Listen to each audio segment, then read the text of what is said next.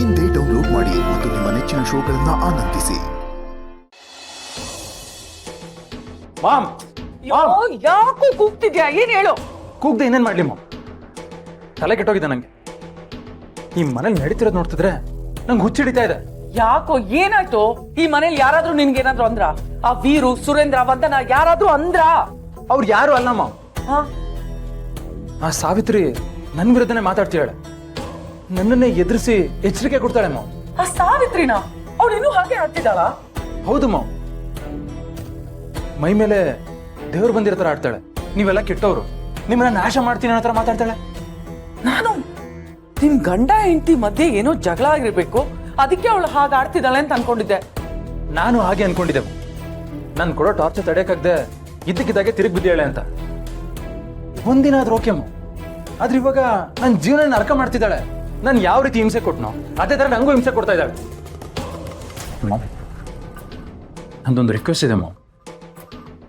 ಆ ಸಾವಿತ್ರಿಯಿಂದ ನನ್ನ ಕಾಪಾಡ್ತೀಯ? ಏನ್ ಮಾತಾಡ್ತಿದ್ಯಾ? ನನ್ ಮಗ ಮಾಡಿ ಮಾತಾಡೋ ಮಾತಾ ಇದು? ಹೌದು ಮಾಮ್. ಆ ಸಾವಿತ್ರಿಗೆ ವಿಚಿತ್ರವಾದ ಶಕ್ತಿ ಬಂದಿದೆ, ಬಂಡ ಧೈರ್ಯ ಬಂದಿದೆ. ಯಾವ ಮೊಮೆಂಟ್ ಅಲ್ಲಿ ಏನ್ ಮಾಡ್ತಾಳೋ ಗೊತ್ತಿಲ್ಲ.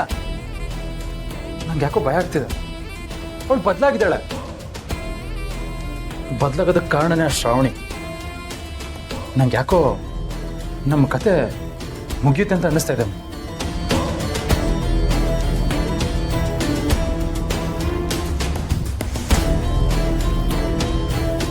ಒಂದ್ ಕಡೆ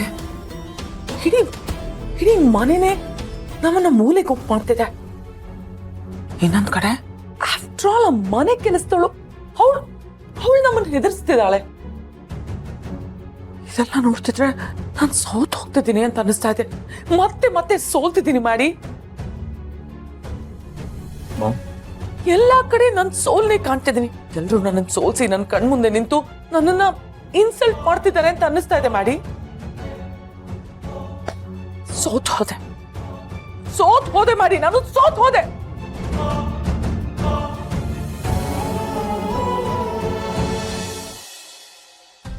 ಏನ್ ಸುಬ್ಬು, ಅರ್ಜೆಂಟಾಗಿ ಏನೋ ಹೆಲ್ಪ್ ಬೇಕು ಅಂತ ಕೇಳಿ ಕರ್ಸ್ಕೊಂಡೆ. ಏನ್ ಹೇಳು?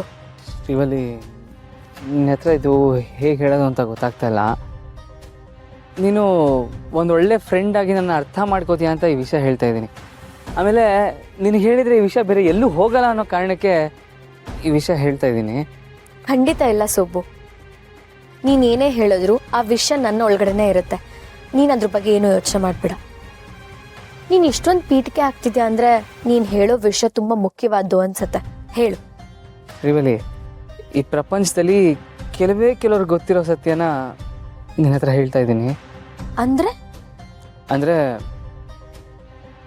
ಶ್ರಾವಣಿ ಮೇಡಮ್ ಅವ್ರ ತಾಯಿ ಇನ್ನೂ ಬದುಕಿದ್ದಾರೆ ಶ್ರೀವಲ್ಲಿ.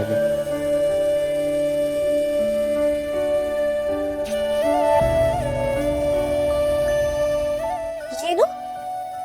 ಶ್ರಾವಣಿ ಅವ್ರ ತಾಯಿ ಬದುಕಿದಾರ? ಸುಬ್ಬು, ಏನ್ ಹೇಳ್ತಿದ್ಯಾ ನೀನು? ಅಂದ್ರೆ ಮಿನಿಸ್ಟರ್ ಸಾಹೇಬ್ರು ಹೆಂಡತಿ, ಸಾಲಿಗ್ರಾಮದ ಮಗಳು ನಂದಿನಿ ಅಮ್ಮವರು ಬದುಕಿದಾರ? ಹೌದು ಶ್ರೀವಲ್ಲಿ, ಅವರು ಬದುಕಿರೋದು ಮಾತ್ರ ಅಲ್ಲ, ಇಲ್ಲೆಲ್ಲ ಒಂದು ಕಡೆ ಇದ್ದಾರೆ. ಆದರೆ ಆ ವಿಷಯ ಶ್ರಾವಣಿ ಮೇಡಮ್ಗೆ ಇನ್ನೂ ಗೊತ್ತಿಲ್ಲ. ಅದೇ ಯಾಕೆ ಸುಬ್ಬು? ತಾಯಿ ಬದುಕಿರೋ ವಿಚಾರನ ಮಗಳಿಗೆ ಹೇಳ್ಬೇಕು ತಾನೆ? ಹೇಳಬೇಕು, ಅದಕ್ಕೆ ಒಳ್ಳೆ ಕಾಲ ಕೊಡು ಬರ್ಬೇಕಲ್ವಾ? ಯಾಕೆ ಏನು ಅಂತ ಕೇಳ್ಬೇಡ. ಶ್ರಾವಣಿ ಮೇಡಮ್ಗೆ ಸದ್ಯಕ್ಕೆ ಈ ವಿಷಯ ಗೊತ್ತಾಗಬಾರ್ದು. ಸರಿ ಸುಬ್ಬು, ಶ್ರಾವಣಿ ಅವ್ರ ತಾಯಿ ಬದುಕಿದ್ದಾರೆ ಅಂತ ವಿಷಯ ಕೇಳಿ ತುಂಬಾ ಖುಷಿ ಆಯ್ತು. ನನ್ನಿಂದ ಏನ್ ಹೆಲ್ಪ್ ಆಗ್ಬೇಕು ಸುಬ್ಬು? ಶ್ರಾವಣಿ